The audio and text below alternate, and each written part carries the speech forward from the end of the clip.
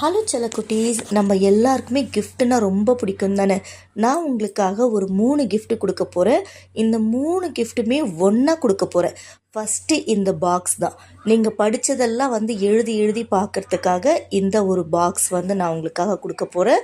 இது சார்ஜபிள் தான், அதாவது நீங்கள் செல்லு மாற்றிக்கலாம். அடுத்ததாக இந்த மாதிரி ஒரு ஸ்டாம்ப்பு கொடுக்க போகிறேன். உங்களுக்கு ஸ்டாம்ப்னா ரொம்ப பிடிக்கும் தானே.